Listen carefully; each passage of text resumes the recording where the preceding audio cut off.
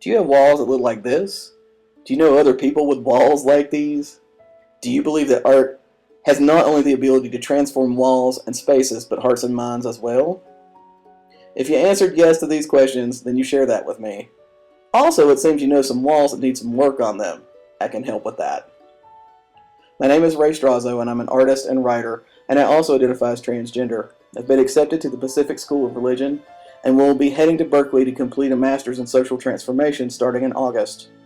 In order to get to Berkeley, and to have what I need to start the semester, I need to raise some money. I thought the best way to do that would be to share the artwork that I have made over the last 10 years. I love the idea that older work and ideas can be used to fuel new ones.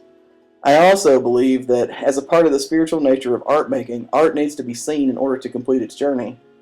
This is a way to help the work that I've been holding on to do just that.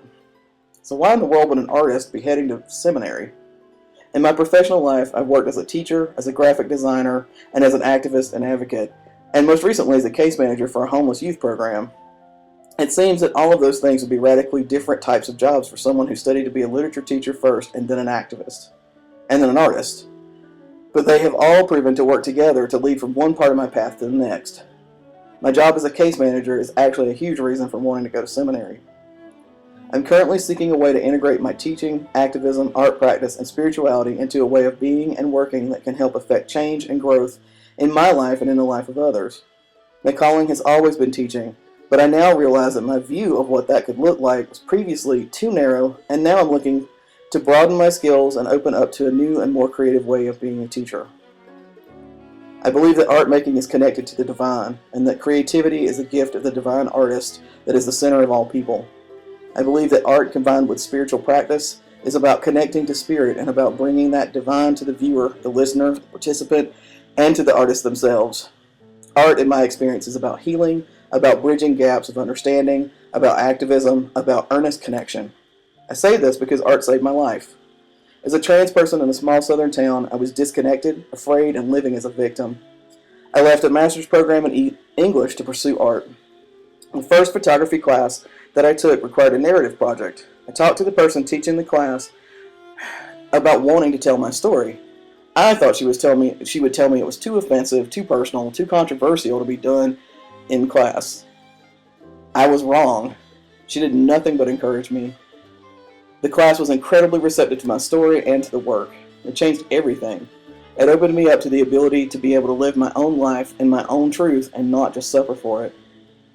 I taught beginning digital photography for 8 years in Tucson. I told every class that I was proud to be with them because I was teaching the class that saved my life.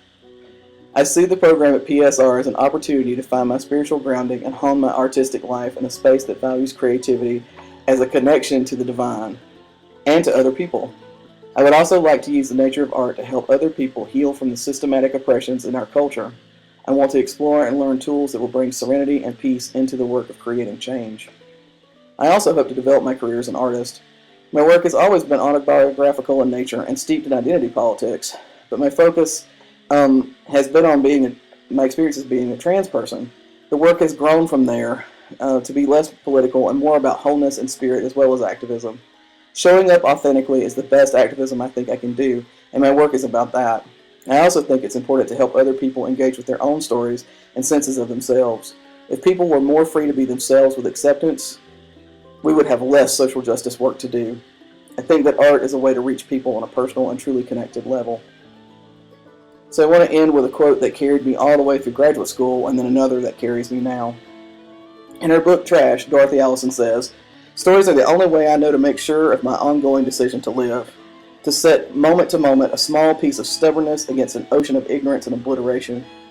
I put on the page a third of what I've seen in life, the condensed and reinvented experience of a cross-eyed, working-class lesbian addicted to violence, language, and hope, who has made a decision to live, is determined to live, on the page and on the streets for me and mine." The second quote is from True Perceptions, The Path of Dharma Art. It says, "Art is how to relate to oneself and how to relate to the phenomenal world gracefully." That's what I'm really looking to do, to show up real, to show up determined, and to show up gracefully.